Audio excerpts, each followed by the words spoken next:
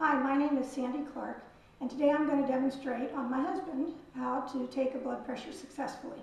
The three things you need to take someone's blood pressure are first the sphygmomanometer, which for you and I is just a blood pressure cuff.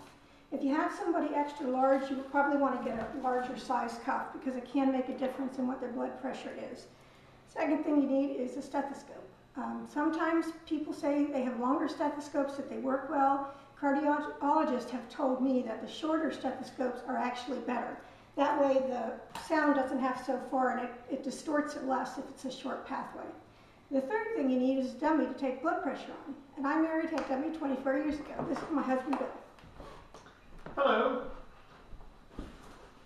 The first thing I do before I take someone's blood pressure is I always feel for the brachial artery.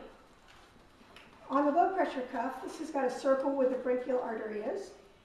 And on most blood pressure cuffs, it's either a dash or a circle, but there's some mark that lets you know where to put the cuff. So I'm going to feel for his brachial pulse, which is right here on his inner arm. And I feel the pulse about here. So I'm going to take my 0 and put that right where the brachial blood pressure I felt. Okay, I put this blood pressure cuff on. You don't want to put it on too tight. I usually like to get my fingers in between the blood pressure cuff and the patient. The other thing you do, you hold my cuff for me, is you take a listen. You want to ask the patient, first of all, if he knows what his blood pressure is. So what's your normal blood pressure? About 140/70. 140/70. So that means when we pump this gauge up, we're going to pump it up to 150. You want to take it up about 10 points higher than that he knows his blood pressure as.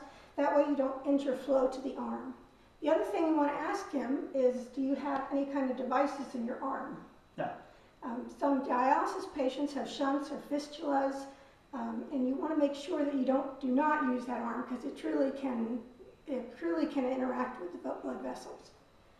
Okay, so I'm going to take my stethoscope. Okay, and we said I was going to pump it up to 150.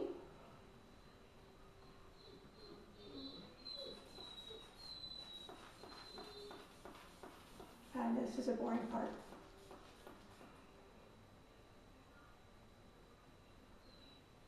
Okay, the first sound I hear is at 124. Now I listen for that sound to go away.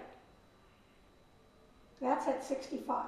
So his blood pressure is 124/65, which is good for him because he normally runs 140/80. And one thing I just want to say before I conclude this, you have to be really careful. I watch a lot of nurses taking patients' blood pressures, and if they can't hear it, they'll pump this cuff up and up, and they'll do it again and again and again. You actually can injure flow to the arm if you keep putting that much pressure on the patient's arm. So just be careful. And that's how you take a blood pressure on a patient. Thank you.